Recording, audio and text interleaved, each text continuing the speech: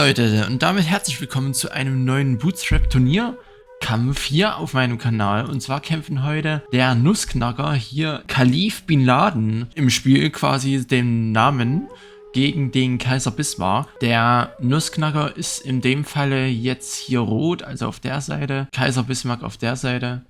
Und ja, beim Kaiser Bismarck sind hier 32 Grad. Ich hoffe, dass er jetzt trotzdem auf breit geht.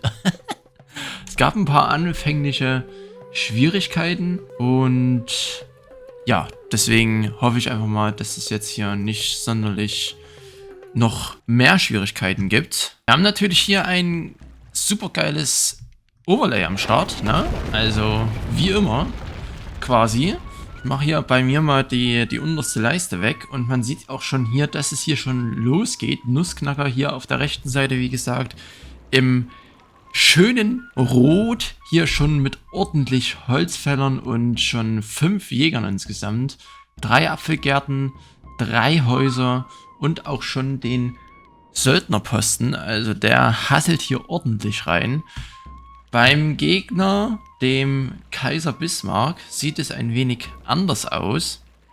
Denn er hat jetzt hier kaum, gar keinen Jäger. Also ich habe noch keinen gesehen.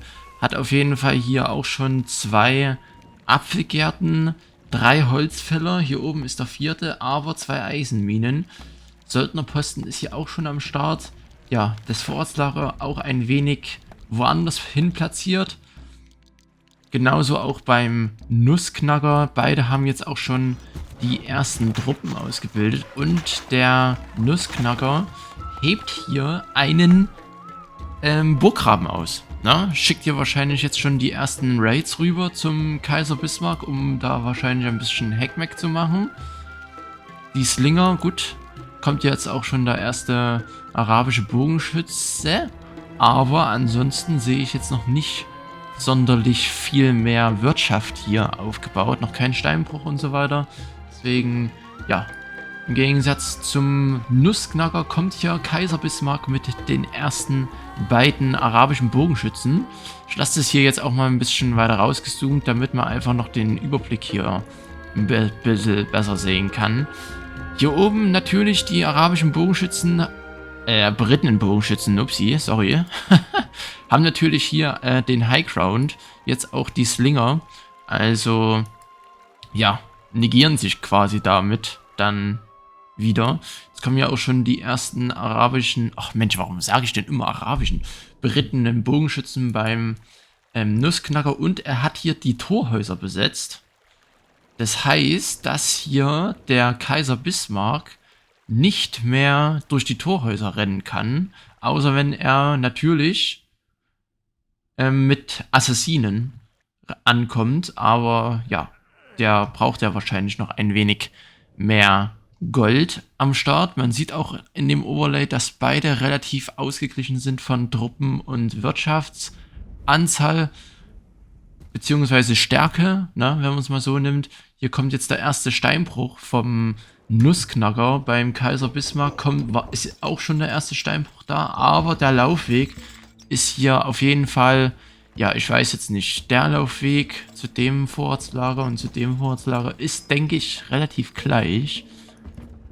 Naja gut, hier hinten passt noch, da baut er auch einen hin, sehr schön. 3 Eisenminen, ja, Vorratslager hier drin. Ich hätte persönlich hier noch die Apfelfarm weggemacht und da eine Weizenfarm hingestellt, damit halt die Weizenfarm hier direkt das Getreide hier direkt abgeben kann. Dann kann man nämlich hier schön die Brot-Eco aufbauen. Ja, man sieht jetzt hier auch schon, also dass hier die Part-Truppen, die sie haben, schon mal ein bisschen außen rumrennen. Hier kommen jetzt auch die ersten arabischen Schwertkämpfer, die natürlich ja schon stark sind. Allgemein die Schwertkämpfer sind ja sehr stark gebufft. Und ja, die kommen natürlich jetzt hier durch. Jetzt will ich das mir mal angucken, weil eigentlich könnte er jetzt hier einfach durch das Torhaus marschieren, wenn er das Torhaus hier nicht einnimmt. Jetzt hat er es eingenommen, also quasi, ne? Der Kaiser Bismarck hat das Torhaus hier nicht eingenommen. Und somit Ja, ich weiß jetzt nicht, was das genau bringt. Weil ich mir weil ich die Map jetzt nicht so intus habe. Hier ein kleines Match zwischen arabischen Schwertkämpfern und arabischen Schwertkämpfern. Arabische Schwertkämpfer vom Nussknacker setzt sich hier auf jeden Fall durch, weil der Kaiser Bismarck hier die wahrscheinlich nochmal in Mühe laufen lassen hat und dadurch konnten die den einen Schwerti nicht Speichern. mähen. Jetzt kam mir gerade ein Autospeichern. Okay. Warum auch immer hier ein Autospeichern kam, weil eigentlich ist es ausgestellt. Ich bin nicht der Host, also ich habe nichts eingestellt. Na, falls da die Beschwerde kommt. Ja, auf jeden Fall der Nussknacker hier schon stark am Drücker. Hat jetzt hier auch die ersten Waffen-Ekos aufgebaut. Mit Lanzenmachern. Also da könnten wahrscheinlich bald auch die ersten Lanzenträger oder die ersten Pikiniere kommen, wenn er denn dann auch die Rüstungsschmiede halt aufbauen kann. Hat jetzt noch ein paar Häuser gebaut, weil es ihm gefehlt hat an Häusern. Ja, hier Kaiser Bismarck auf jeden Fall schon stark im Bedrängnis, weil er einfach seinen Kornspeicher jetzt einmal verloren hatte. Und somit, ich weiß jetzt nicht, wie viel drin war, aber natürlich tut es auch schon weh, wenn dann das ganze Zeug, was da drin ist, flöten geht. Und ja, der Nussknacker drückt hier weiter Truppen raus. Arabische Schwertis kommen hier wieder, 2 Stück. Hier kommen auch Sklaven angerannt, die wahrscheinlich hier von dem Burggraben aus Gehebe noch am Start sind. Kriegen sogar den einen Apfelgarten hier angezündet. Aber gut, das ist jetzt, denke ich, nicht ganz so großer Schaden. Würde er hier hinterrennen und den Steinbruch anzünden oder hier die Eisenmine oder so, dann wäre das wahrscheinlich schon ein etwas größerer Schaden, weil Stein ist halt einfach, ja, braucht man halt einfach für die meisten Gebäude. Und ja, hier die 2 arabischen Schwertkämpfer, die stehen jetzt hier ein bisschen doof rum. Der eine geht jetzt auch flöten.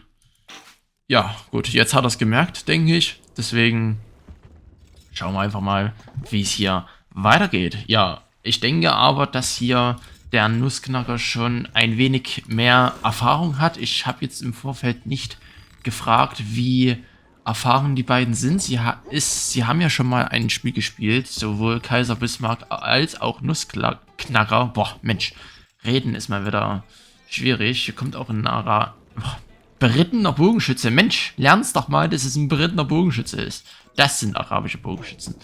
Ja, ein berittener Bogenschütze von oben in die, ja, Flanke quasi, wenn man es jetzt mal so nimmt. Und er geht hier vielleicht auf die Steinarbeiter.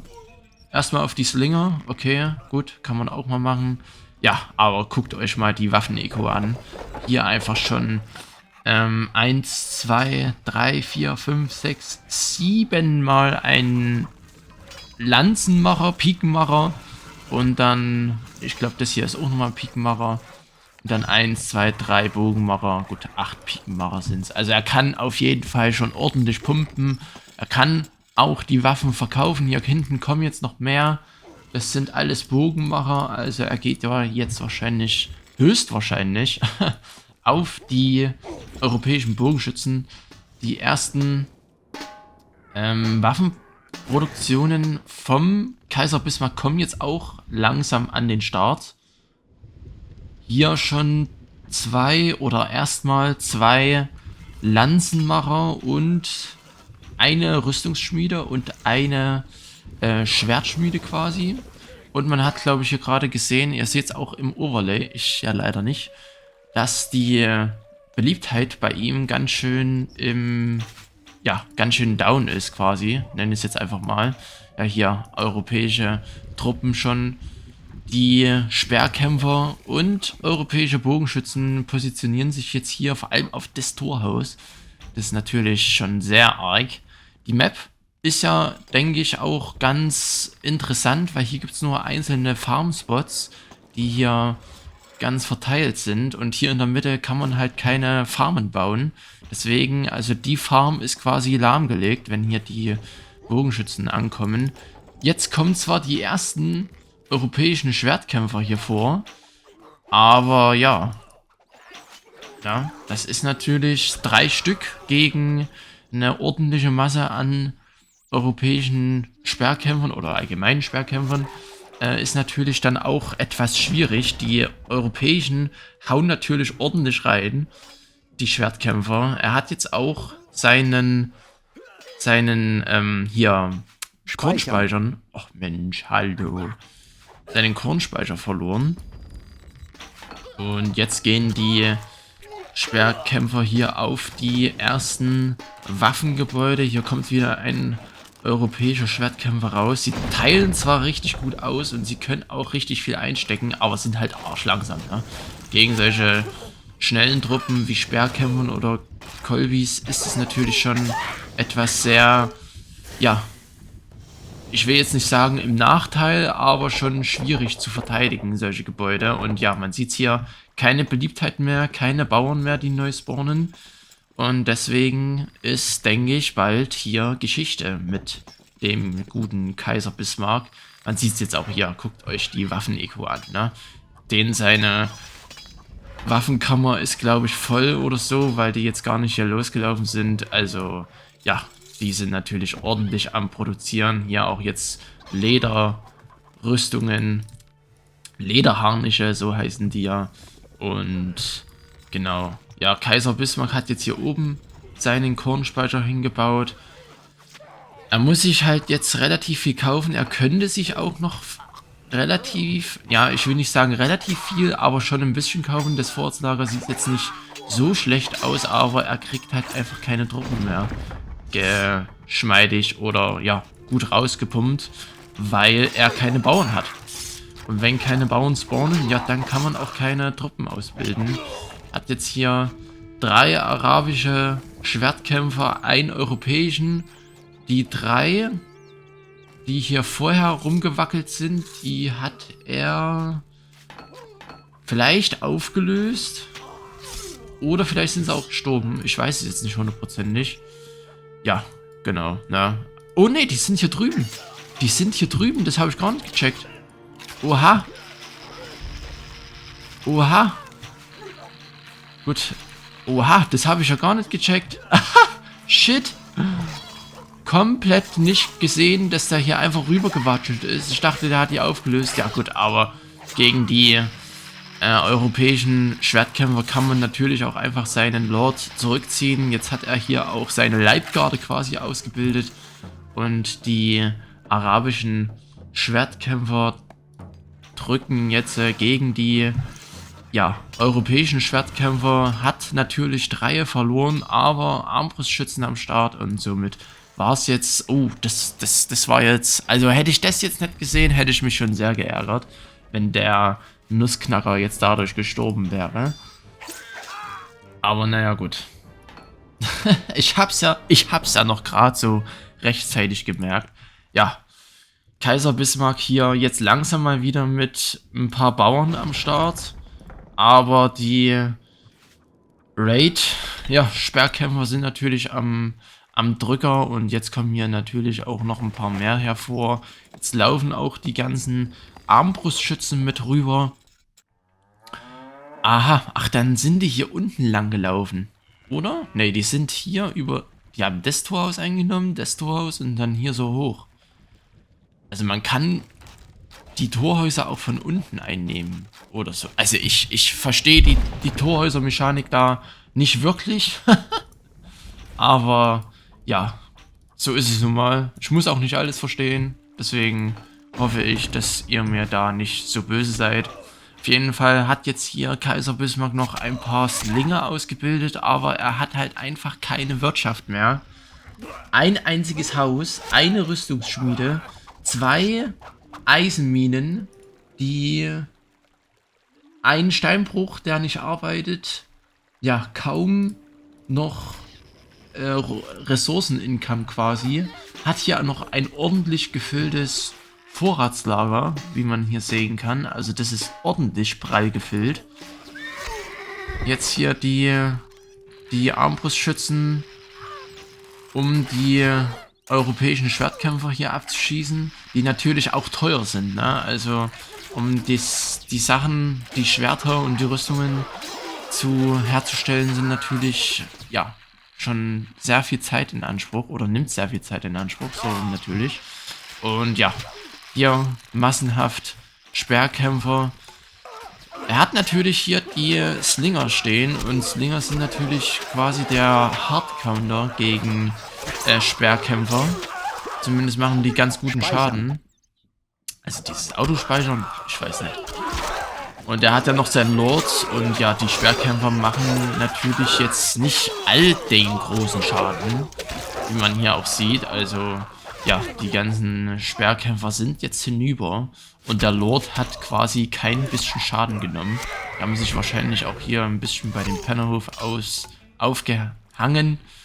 Und ja, das sieht hier gar nicht gut aus für den Kaiser Bismarck. Wir können uns hier nochmal ganz kurz die Eco vom Nussknacker hier angucken.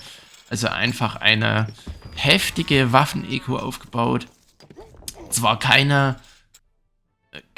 Eco für schwere Truppen, also Schwertkämpfer oder Kolbis, aber ja, genau, na, trotzdem für Speerkämpfer und dann den Bogenschützen ist natürlich nicht ohne. Ja, und hier stirbt jetzt der Kaiser Bismarck.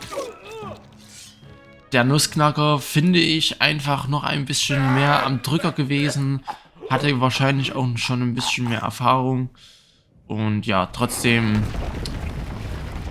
ich will jetzt nicht sagen, komplett schlecht gespielt, ne? Weil ich vergleiche das halt immer mit mir. Und ich bin jetzt auch nicht der beste Spieler.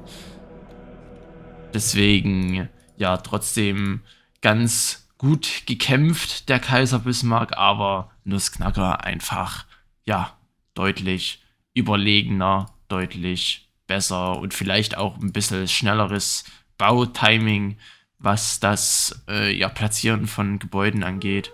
Und dann sehen wir uns gleich wieder, wenn das zweite Match zwischen Nussknacker und Kaiser Bismarck startet. Bis gleich. So, also, da sind wir auf der zweiten oder in der zweiten Runde auf der ersten Karte. Wir starten sofort rein. Ich mache mich bereit und dann schauen wir einfach mal, was passiert. Ne? Dann aktiviere ich wieder das geile Overlay. Ich hoffe, das lädt. Aber es braucht ja eh ein bisschen, bis es hier geladen hat. Jetzt hat es geladen, sehr schön. Ja, und wir gucken mal wieder hier auf die beiden, ja, Kontrahenten auf der Map. Hier kommt auch schon der Lord vor vom Kaiser Bismarck, wahrscheinlich um seinen Kornspeicher zu verteidigen, gegen eventuelle Assassinen oder, ja, irgendwelche Störeinheiten. Oder wo geht denn er hin? Nee, doch nicht. Okay, gut. Dann habe ich mich gerade ein wenig getäuscht. Ich dachte, er geht jetzt hier den Kornspeicher verteidigen. Aber er geht wahrscheinlich hier auf die Mauer, genau. Mit einer stählernen Axt hackt er die Steinmauern ein. So, war's das schon? Nee, okay. Gut, wir schauen einfach nochmal hier auf die Wirtschaft, auf die Eco von den beiden. Hier Nussknacker wieder mit den, wir drehen es mal wieder richtig, mit dem versetzten Vorratslager und dann 6 Jägern, okay, gar nicht mal schlecht. Dann 2, 4, 6 Holzfäller, 3 Apfelfarmen, die anderen habe ich gerade nicht gesehen, ich blinde Nuss, und einem Söldnerposten. Ja, hier kommen auch schon die ersten Einheiten wieder vorgerammelt. Ich weiß gar nicht, woher hat denn da die ganzen... Ach, da hinten baut er die. Ach so, da hinten, wo ich gestorben bin, weil hier hinten steht eigentlich mein Keep. Ja gut, das ist natürlich schlau, ne? Das ist natürlich sehr schlau, weil so kann man halt verhindern, dass der Gegner die Häuser abfackelt und man keine Bauern mehr ja, bekommt quasi. Gucken, ob das auch der Kaiser Bismarck macht. Nee, nicht ganz. Hat auf jeden Fall hier schon einen Steinbruch, eine Eisenmine, 2 Apfelgärten, 4 Holzfäller, da ist noch einer. Und jetzt auch schon mit der ersten Waffen-Eco, denn es steht hier ein Na, ein Pfeilmacher. So rum heißt es natürlich. Kriegt jetzt auch schon die erste Steinlieferung rein. Im Gegensatz zum Nussknacker, der jetzt, glaube ich, erst seinen Steinbruch hier platziert hatte. Aber sicher bin ich mir da jetzt nicht, weil ich das nicht gesehen habe. Auf jeden Fall hier schon ordentlich Holz am Start. Also die Holzfäller hier hasseln natürlich ordentlich rein. Ja, im Gegensatz, also wenn man hier mal wieder anguckt, 6 Holzfäller beim Nussknacker im Gegensatz zu 4 Holzfäller beim Kaiser Bismarck. Gut, er hat dafür schon eine Pfeilmacherei, der aber seinen Bogen nicht abliefern kann, weil er keine Waffenkammer hat. Eieiei, okay, gut. Es ist natürlich, jetzt muss er mal seine Waffenkammer bauen, weil sonst nützt ihm die Waffen-Eco quasi oder der Pfeilmacher einfach nichts, wenn er seine, ja, jetzt hat er sie gebaut, sehr schön gemacht, hat er meine Gebete erhört, der gute Kaiser Bismarck. Ja, also ich denke einfach mal, man sieht's, denke ich, dass hier Nussknacker schon deutlich mehr Erfahrung gesammelt hat. Ich weiß jetzt nicht, ob er hier zum ersten Mal Bootstrap spielt. Es ist ja das zweite Bootstrap-Turnier. Das sieht dann natürlich auch sehr cool aus hier mit dem Grafikbug von dem Söldnerposten. Also wirklich hervorragend. Oder ob es jetzt ein Spieler ist, der viel Friedenszeit-Turniere spielt. Gibt's ja auch, ne, quasi. Hier gibt es auch schon die erste... Was ist denn das? Das ist eine Baumeistergilde, oder? Ist es eine Baumeistergilde? Ja, das ist eine Baumeistergilde. Lol. Okay. Ich hatte nämlich erst gedacht, es ist eine Tunnler-Gilde quasi, dass der dann Tunnler ausbilden kann. Aber nee, ist eine Baumeistergilde. Und hier kommt jetzt, glaube ich, eine Feuerballiste. Oder ein Katapult. Wir schauen mal an, was jetzt draus gebaut wird. Ein Katapult. Okay. Und er schießt auf den Kornspeicher. Was, wie? Das Huhn hat einfach den Stein geblockt. Wie ist er denn drauf? Er schießt einfach mit einem Katapult auf den Kornspeicher. Ach du Heilige. Gut, er braucht natürlich das Stein, ne, was er dann jedes Mal dem Katapult hier zuführen muss. Aber ja, der kann jetzt natürlich ordentlich bolzen hier, der Katapult. Eieiei, das habe ich ja gar nicht gecheckt. Haha, weil das Ding ist nämlich, wenn man nämlich hier Belagerungsgeräte aufbaut, dann kostet es zum Beispiel auch Pech jetzt, um eine Feuerballiste aufzubauen. Und ohne Pech wird es halt nichts. Jetzt hat er hier die Treppe zerschossen.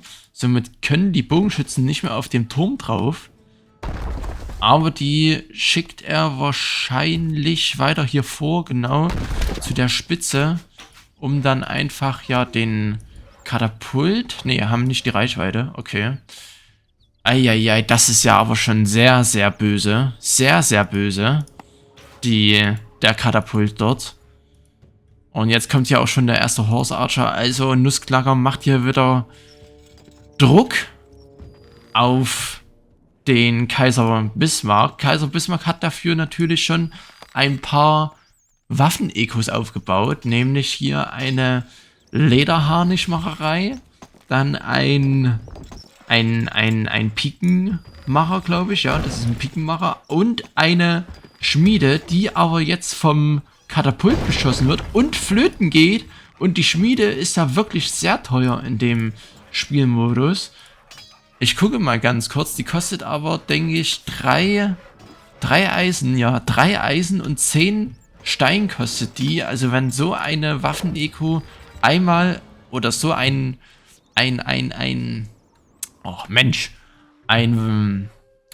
Waffengebäude, ja, wie auch immer, ne? Ich rede hier schon wieder mich um Kopf und Kragen. Flöten geht, dann tut es natürlich ultra weh, weil, ja, das Stein und das Eisen muss man halt erstmal reinkriegen.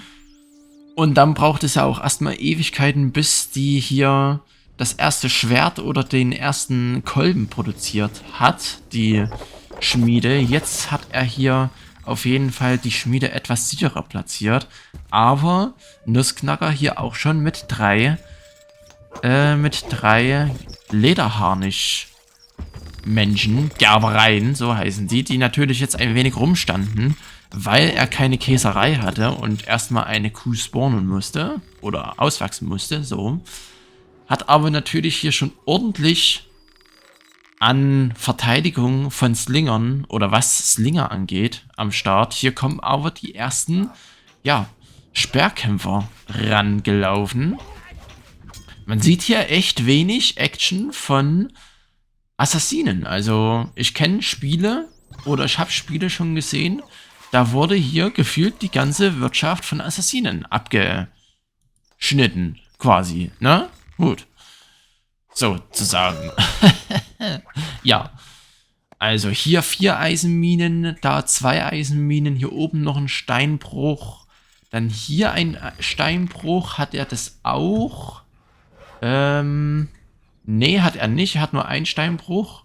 Dafür halt auch schon etwas schwerere Waffen-Eco. Also er kann die Kolbis ausbilden, wenn er denn welche hat. Oder wenn er denn das Gold hat. Oder zumindest die Waffen hat. Hat ja gerade mal eine Schmiede und eine Gerberei. Aber man kann da zum Schutz zum Beispiel oder um Raid-Angriffe abzuwehren trotzdem schon die ganzen, ja, die Kolbis ausbilden, was natürlich hilfreich ist. Ansonsten, oh, hier kommt eine Kuh geflogen. Ich weiß jetzt nicht, ob das so viel bringt, aber ja, weil der Katapult hat einfach gar nicht getroffen. Und die Kühe so zu verschießen, weiß ich nicht, ob das so die geilste Taktik ist. Aber hier kommen 3 arabische Schwertkämpfer vorgelaufen.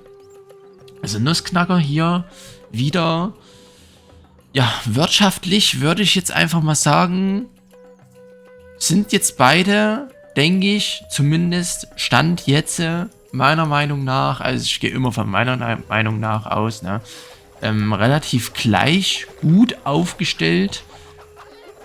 Der eine hat halt etwas mehr, ja, ein bisschen mehr Waffen-Eco, der andere hat halt ein bisschen mehr sonstige Eco hier.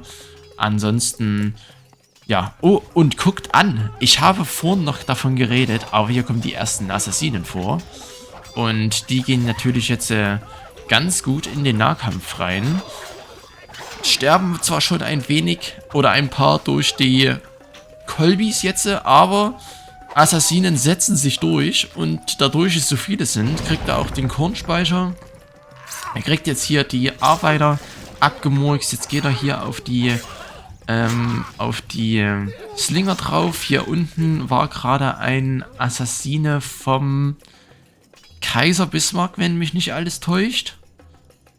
Und ja, hier rennen natürlich die Assassinen vom Nussknacker rum.